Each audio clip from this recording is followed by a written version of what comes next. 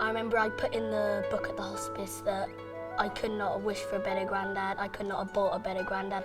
I mean, the time on a Friday night when I'd be sitting down at his house and I would have the Wii on and I'd just be playing on that, and then he would just shout to me, "Ollie, dinner's ready," and then I'd go out there and they'd be the most fattiest chips because he wouldn't shake them, and then I would have the fat in my eyes and I would have to close the door, and then I would have them, then I wouldn't wash my hands, no, I would just go back on the game.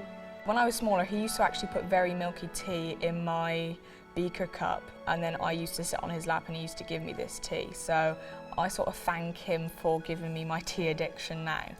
But he was always a very happy person, and even when he was told he had this cancer, he carried on with life like normal. My mum was very, very supportive of me, and I just remember doing so much together. My dad was brilliant as well, but he was always a bit more of an action man and would get me to my games, keep me on the field when I didn't want to be there, and my mum would always be there for me when I came off and just be able to bring me to her arms and say it's all going to be okay when you're hurting and you're cold, and it's just like, it was brilliant. One of the happiest memories I have with Mum is when we went to the Caribbean, and then it went into a tropical rainstorm, and it was amazing because we got an amazing family picture, and Mum and Dad were just having a brilliant time, and so were we, and it was amazing.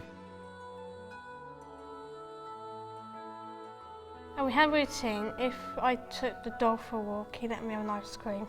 So we took the dog for a walk, came back, then went to Lots Garage for an ice cream, and we sat in the car and we just had a nice chat to each other.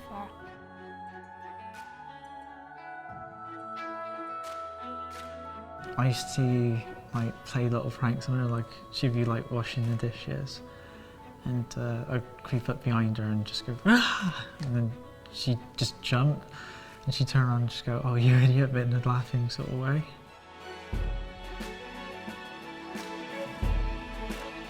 My mum, she passed away 3 years ago, and she was a receptionist. She was a very kind woman. I'll never forget the holidays we've had and the places we went. They're the memories that stick the most in my head, really.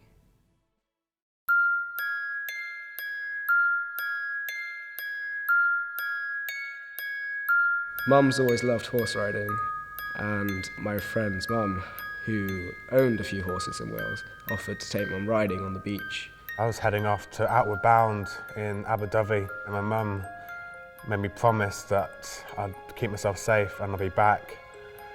And I gave her a hug, I told her I loved her, and I got onto the train and waved her goodbye, and that was the last I saw of her. My friend's sister got a call, and it said that Mum had had a really bad fall, and said that Dad wanted me back at the house, so they took me there. And whilst I was on the journey, I was kind of thinking to myself, Mum can't be anything other than injured. I mean, it's Mum, she fought cancer, she's practically invincible. And I think that was the only time that I had prayed to God in my life that Mum would be all right. I kept hoping that it would all kind of sort itself out. I mean, we got told it would be a couple of days, probably, maybe a week. And literally 2 days later, she passed away. And at the time, my brother was there at the hospice with my uncle, and I was at home because I had to look after it or make sure it was all going all right. And my auntie rang me and was like, "I'm at your house, come round now." And I can remember running downstairs, going around, and as soon as I got to the door, she just said, "Oh, I'm sorry, your mum's passed away." It was quite tough, really, to accept it. And I still didn't really believe it until I actually got to the hospice and I saw my brother there crying. After the emotion had all poured out, I think I was just more of a empty shell than a person. I went into a phase where I wasn't living anymore. I was just getting through each day as a machine. I would get up, I would carry on, I'd do whatever had to be done. I never actually thought I would see the day that he'd be diagnosed with cancer, but also die. When he first got there, you know, he could still talk and all of that, but then on the Saturday night he had a fall because he tried to get out of bed, so then there were rips all up his arm, and then they had to bandage it up, and then from there that was when it started getting worse. In the hospital he was fine, but then on the 5th of July he passed away and I didn't know about it. So my mum and sister were still there and I thought, no, this can't be right, he's still asleep, he's not woken up. I thought, no, this is it, he's gone for good. And I got a bit emotional, I thought, oh, he's going to a basketball, but no, he didn't come to my actual private basketball. Wish he was still there. Wish he was still sitting right next to me now, but he's not, he's gone. The Olympics was on. It was all getting hyped up, and I honestly, I don't remember a thing. Couldn't tell you who won golds. I couldn't tell you who was even there. I mean, I had a friend who went, and I can't even remember him telling me that he went. I felt like I just died myself.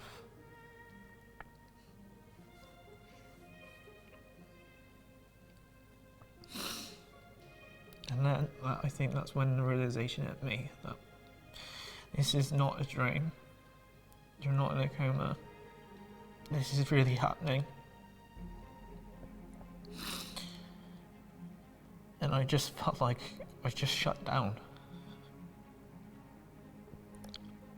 I wasn't me anymore.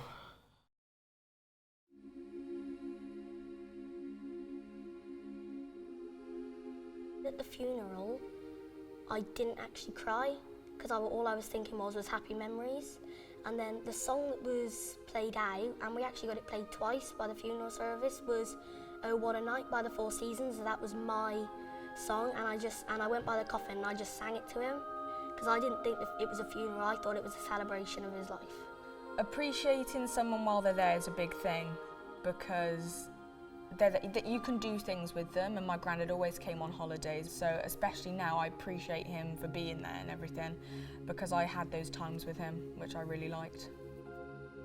Because me and Mum used to go around and get some flowers for his grave, and we'd go up and put flowers on his grave. When I'm there, I can see him. What a shame. What a shame for us he had to go. Every day of my life, there's always a feeling at the base of loss, and I normally subdue it. It helps me get through my day. But when I'm alone, when I'm in my bedroom, when I'm walking on my own, it hits me a lot more, and it's difficult. Memories are a strong thing, and we have so many memories of Mum in our life that you could get lost in them. They're just fantastic. And I will never forget Mum and how happy she was. So keeping Mum's spirit alive in the family is not hard at all because we all remember Mum for who she was. Sometimes I would feel the type of annoyed where you just want to sit down and you just want to cry about it.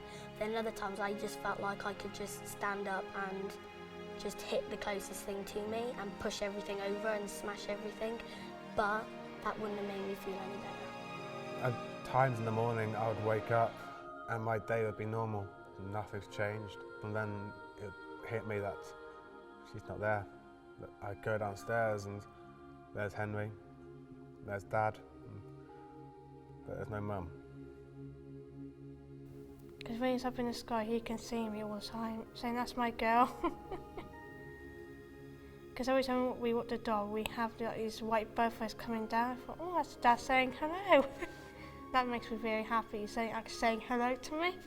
That makes me feel happy, that he's there all the time. Now, everything that has happened has made me a lot stronger person, and I think it's given me a lot stronger will now that I've got out of the darkness. It's actually pushed me more to wanting to succeed. I think there's a lot of things that can give you false happiness, but my true happiness is with being with friends or on doing the things I love. For a hobby, I'd love to try and do stand-up comedy. I enjoy making others laugh, and just to get them through hard times.